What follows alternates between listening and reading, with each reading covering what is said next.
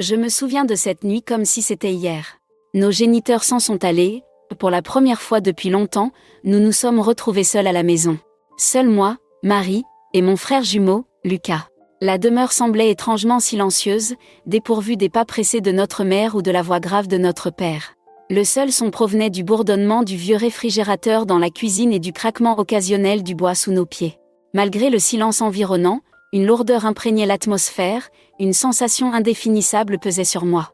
Ce n'était pas la première fois que nous nous retrouvions seuls, mais quelque chose en cette nuit-là semblait différent. J'étais affalée sur le canapé, absorbée par mon téléphone, pendant que Lucas s'amusait de l'autre côté du salon, la tête appuyée sur l'accoudoir du canapé, les yeux errants entre la télévision et le vide. « Souhaites-tu visionner un film ?» interrogea Lucas, brisant le silence. Je levai les yeux et me retrouvai plongée dans les siens. Il semblait y avoir quelque chose de caché dans sa question, quelque chose qu'il n'arrivait pas lui-même à exprimer. Sur l'épaule, feignant l'indifférence. « Ce que tu désires. » Un sourire se dessina sur les lèvres de Lucas, une habitude qu'il avait lorsqu'il voulait provoquer. Il prit la télécommande en main et commença à naviguer lentement à travers les différentes options, mettant délibérément ma patience à l'épreuve. Si je tarde trop longtemps, je vais opter pour une comédie romantique, ai-je plaisanté, essayant d'apaiser la tension qui semblait s'installer dans l'air. Même mort, répliqua-t-il en riant. La facilité de nos jeux me procurait toujours un sentiment de sécurité. Cependant, derrière ce rire, j'ai ressenti quelque chose de plus, une onde de quelque chose que je ne pouvais définir, mais qui était là, sous-jacente. Enfin, il opta pour un film que nous avions déjà visionné à maintes reprises. Ce n'était pas un film qui exigeait une grande attention et nous connaissions les paroles de cor. Nous nous installâmes côte à côte sur le canapé, enveloppés par la douce lumière de la télévision. Cependant, mon regard n'était pas fixé sur l'écran. Je ne pouvais m'empêcher de penser à lui, à la façon dont il semblait différent, plus silencieux, plus introspectif. En me retournant, je remarquai que Lucas m'observait. Ce fut rapide, presque imperceptible, mais cela fit s'emballer mon cœur. Lucas se distinguait toujours par son audace parmi nous deux, n'hésitant pas à exprimer ses pensées sans crainte. Cependant, en cette nuit-là, elle semblait empreinte d'excitation. Comme s'il cherchait à exprimer quelque chose, mais ne trouvait pas les mots. Pour quelle raison me fixe-t-il de la sorte ? Je posai la question, essayant de paraître décontractée. Un sourire se dessina sur son visage, mais il y avait quelque chose d'unique dans cette expression. Rien, elle ne mentit pas, mais ses yeux racontèrent une autre histoire. C'est parfait. Peut-être quelque chose, concéda-t-il en se penchant en avant, les coudes appuyés sur les genoux. Avez-vous déjà réfléchi à quel point il est étrange d'être des jumeaux ? La question m'a pris au dépourvu. De quelle manière vous sentez-vous étrange ? Comment se fait-il que les individus pensent que nous sommes tous identiques ? Bien sûr, tu es une fillette, je suis un garçon, mais nous avons le même visage, les mêmes gestes. Il semblerait que nous manquions d'une identité propre. Je ressentis, méditant sur ces paroles. Nous avons toujours été perçus comme un tout, une entité indissociable. Cependant, ils se portaient bien. Nous n'étions pas semblables. Lucas se distinguait par son courage, affrontant le monde avec une attitude fière. Je préfère observer, demeurer dans l'ombre. Quelle est ta pensée ? Je questionnai, ma voix plus douce que prévu. Peut-être devrions-nous démontrer notre singularité, répliqua-t-il d'une voix empreinte d'une nuance indéchiffrable. Le silence retomba une fois de plus, mais cette fois-ci il était lourd, chargé de paroles non prononcées. Une tension presque palpable flottait dans l'air. Lucas posa son regard sur moi, ses yeux capturant les miens avec une intensité telle que j'en oubliais de respirer. Bien sûr, as-tu déjà envisagé à quoi ressemblerait notre vie si nous n'étions pas jumeaux ? Il posa soudainement une question. Mon cœur s'emballa. Comment cela se fait-il ? Je l'ignore. Je ne puis m'empêcher de songer que les circonstances auraient pu être autres. Rien d'extraordinaire dans ces paroles, pourtant la façon dont il les a prononcées a fait bondir mon cœur. Le silence qui a suivi cette question était si dense qu'il semblait remplir l'espace entre nous, étouffant et inévitable. Je fixai Lucas, cherchant à saisir le sens de ses paroles, mais il détourna le regard, comme s'il regrettait d'avoir parlé. « Je l'ignore », murmura-t-il. Par moments, je médite sur la complexité d'être jumeaux. Quelle complication ! Il laissa échapper un soupir, passant sa main dans ses cheveux en désordre. Comme si l'univers entier nous percevait comme une entité unique, alors que je perçois une profondeur bien plus grande. Je me trouvais dans l'embarras, ne sachant que répondre. Lucas était toujours la personne la plus franche que j'ai jamais rencontrée, mais à présent, il semblait lutter avec quelque chose qu'il ne comprenait pas lui-même. Avant que je puisse trouver mes mots, il se leva du canapé. Je vais chercher un verre d'eau, démarre-t-il en quittant la pièce avant que je puisse répondre. Je suis restée là, assise, fixant l'écran de la télévision sans vraiment rien voir. Mon esprit vagabondait ailleurs, cherchant à élucider ce qui se passait entre nous. Nous avons toujours été proches, inséparables. Mais en cette nuit-là, il semblait que quelque chose était en train de changer, quelque chose que je ne pouvais nommer. Lorsque Lucas revint, il portait 2 verres d'eau. Il me remit l'un d'eux, ses doigts effleurant les miens. L'espace d'un instant qui sembla s'étirer plus que de raison. Il prit place à mes côtés, plus près cette fois, sa jambe venant effleurer la mienne. Bien sûr, sa voix était basse, presque un murmure. En effet, as-tu déjà ressenti qu'il y avait quelque chose entre nous, quelque chose qui n'aurait pas dû être là? Mon cœur s'échappa et je sentis le sang couler plus vite dans mes veines. Je ne savais que répondre. Je ne saisis point le sens de vos propos, murmurai-je, mais ma voix trahit mon incertitude. Il esquissa un sourire, cette douce expression qu'il arborait toujours lorsqu'il voulait dissimuler ses émotions. Peut-être que mon esprit me joue des tours. Le reste de la nuit s'écoula comme un trait. Nous fûmes présents à la projection cinématographique, cependant aucun d'entre nous ne prêta attention. Une tension planait dans l'atmosphère, aucun d'entre nous ne semblait prêt à l'affronter. Lorsque l'aube pointa, Lucas proposa que nous allions nous coucher. Bonne idée, acquiesçai-je, ma voix résonnant avec plus de calme que ce que je ressentais réellement. Nous avancions côte à côte jusqu'au couloir des chambres, mais au moment où j'atteignis la porte de ma chambre, je marquai une pause. Je tournai mon regard vers Lucas, qui se tenait à mes côtés, son expression indéchiffrable. « Bonsoir », murmura-t-il, cherchant à paraître naturel. Il répondit « Bunanoche », mais ne bougea pas.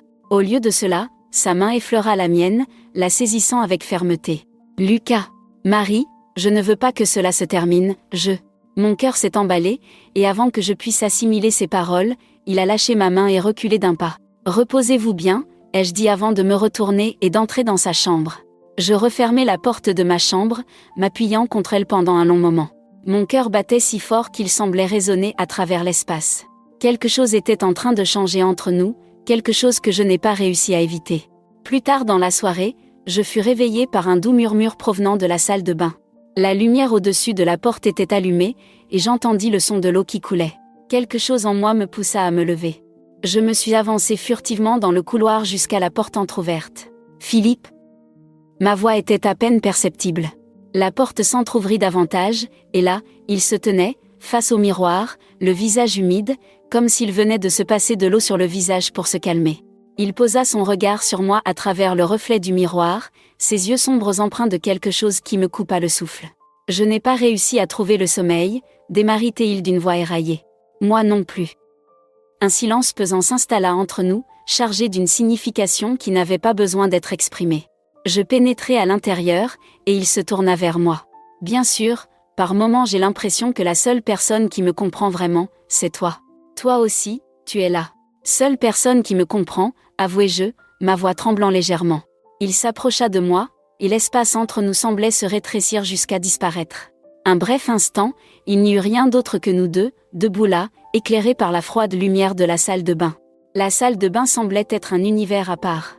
La lumière fluorescente projetait une lueur pâle sur nous, mettant en évidence chaque détail, les cheveux encore un peu humides de Lucas, l'expression indéchiffrable sur son visage, le reflet de nos yeux semblant porter des secrets que nous ne comprenions même pas complètement.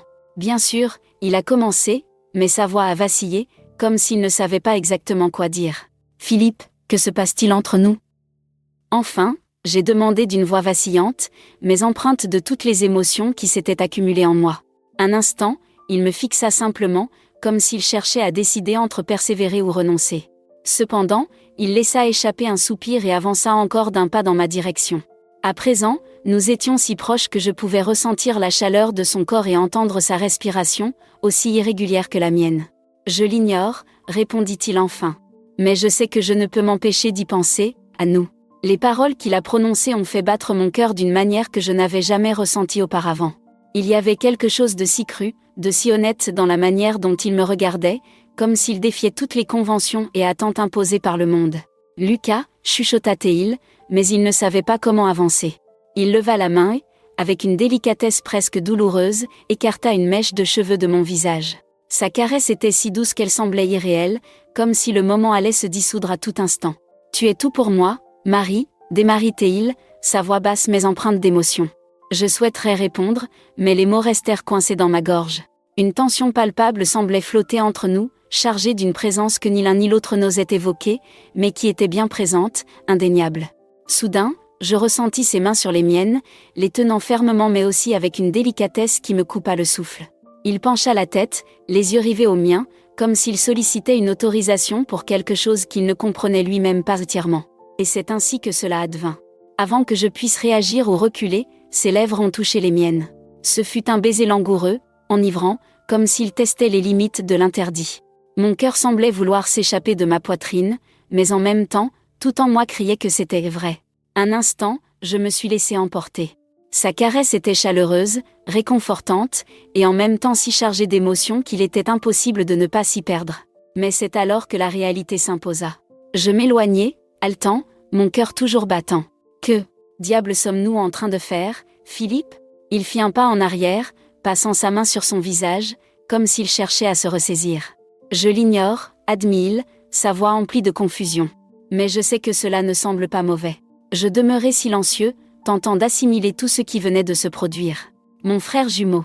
La personne avec qui j'ai partagé tout depuis ma naissance. Comment une telle chose pourrait-elle sembler si naturelle ? Cela ne peut arriver, murmurai-je, plus pour moi-même que pour lui. Pourquoi donc ? Il interrogea, sa voix empreinte de souffrance. Bien sûr, pourquoi nous mentons-nous ainsi ? Ressens-tu cela autant que moi ? Je n'ai pas pu répondre. Ces paroles étaient sincères, mais la culpabilité et la confusion qui m'habitaient étaient écrasantes. J'ai besoin d'un moment, démaritai-il en se retournant pour quitter la salle de bain. Attends, Marie. Il saisit mon bras, mais je me dégageai, m'échappant vers ma chambre. Je refermai la porte et m'appuyai contre, cherchant à apaiser mon cœur battant la chamade. Des larmes coulaient sur mon visage tandis que j'essayais de comprendre ce qui se passait. Plus tard, cette nuit-là, assise sur le lit, j'entendais chaque bruit dans la maison. Chaque grincement du bois, chaque pas dans le couloir. Mon esprit était en proie à une tempête d'émotions. C'est alors que j'entendis un léger bruit du côté extérieur de la porte de ma chambre. Je me suis levée et j'ai ouvert la porte pour découvrir Lucas debout là, arborant une expression mêlant culpabilité et détermination. « Je ne peux pas dormir », démaritai-il, sa voix si basse qu'elle n'était guère plus qu'un murmure. Je laissai échapper un soupir, le laissant rentrer. Il referma la porte derrière lui, et pendant un instant, nous restâmes là, simplement à nous regarder l'un l'autre. « Marie, la dernière chose que je souhaite est de te blesser », démaritai-il, rompant le silence. « Je le sais », répondis-je, ma voix plus douce que je ne l'aurais pensé. Lucas s'approcha avec lenteur, comme s'il craignait que je m'échappe. Lorsqu'il tendit la main et effleura ma joue, les larmes me revinrent. « Je ne saurais dire ce que cela signifie, mais je sais que je ne veux pas te perdre, démaritai-il. » Avant que je puisse répondre, elle m'a enveloppée dans une étreinte serrée. Et là, dans ses bras, j'ai ressenti une étrange combinaison de réconfort et de peur, comme si nous étions sur le point de franchir une limite sans retour. Le silence de ma chambre semblait encore plus lourd avec Lucas debout devant moi. Le geste d'affection que nous avions échangé quelques instants auparavant planait encore dans l'air, et la tension entre nous était presque étouffante. Il s'éloigna juste assez pour plonger son regard dans le mien, et le poids de son expression fit battre à nouveau mon cœur. Bien sûr, je suis conscient que cela peut sembler déroutant. Pour moi aussi, c'est le cas. Je ne peux tout simplement pas ignorer ce que je ressens. Démaritai-il d'une voix chargée d'émotion. Cher Lucas, cela est inexact, chuchotai-je, mais ma voix tremblait, trahissant la conviction que j'essayais de démontrer. Qui a le pouvoir de déterminer ce qui est vrai ou faux ? Nul ne sait ce que signifie être nous. Nul ne saisit la profondeur de cette connexion qui nous unit. Il était certain. Depuis aussi loin que je me souvienne, Lucas était la seule personne qui semblait réellement me comprendre. Nous entretenions un lien qui dépassait l'ordinaire, quelque chose que même les personnes les plus proches ne pouvaient comprendre. Je me trouve dans l'embarras, avouai-je, m'asseyant au bord du lit et prenant mon visage entre mes mains. Lucas s'approcha de moi, ses mains enveloppant les miennes avec une fermeté qui fit naître des larmes dans mes yeux. Bien sûr, il n'est pas nécessaire de tout résoudre maintenant. Nous n'avons pas besoin de tout comprendre. Cependant, je vous prie de ne pas me repousser si loin. Je le contemplais, mes yeux emplis de larmes, et je vis cette même vulnérabilité que je ressentais en moi reflétée dans les siens. Secouant la tête, incapable de dire quoi que ce soit, il m'a attiré dans un autre étreinte. Plus tard, ce soir-là, assis côte à côte sur le lit, le silence entre nous était paisible, mais chargé de signification. Lucas était assis de biais, me regardant avec une expression douce qui me fit me sentir exposée, mais étrangement en sécurité en même temps. « As-tu déjà songé à ce que ce serait si nous n'étions pas jumeaux ?» Il posa de nouveau la question, brisant le silence. Oui, j'acceptais enfin que ma voix ne soit qu'un murmure à peine audible. Il étendit sa main, traçant un doigt le long de ma joue. Peut-être est-ce là ce que nous étions destinés à découvrir depuis toujours. Je me trouvais dans l'embarras, ne sachant quelle réponse apporter. Au lieu de cela, je me suis laissé emporter par l'instant, essayant d'ignorer les doutes et les peurs qui tournoyaient dans mon esprit. Lucas était ma moitié, mon reflet, mais en cette nuit-là, il semblait être quelque chose de plus. Si tel est le cas, ai-je commencé, mais il a posé un doigt sur mes lèvres, me faisant taire. Il n'est point nécessaire que cela ait du sens, Marie. Il suffit d'être authentique. Les minutes s'étiraient alors que nous étions là, côte à côte, dans un silence pesant. Il y avait quelque chose de terrifiantement confortable en cet instant, comme si nous franchissions une frontière qui a toujours été là, mais que nous n'avions jamais osé reconnaître. Les jours suivants virent les choses évoluer. Nous n'évoquions pas ouvertement ce qui s'était passé cette nuit-là, mais une compréhension tacite régnait entre nous.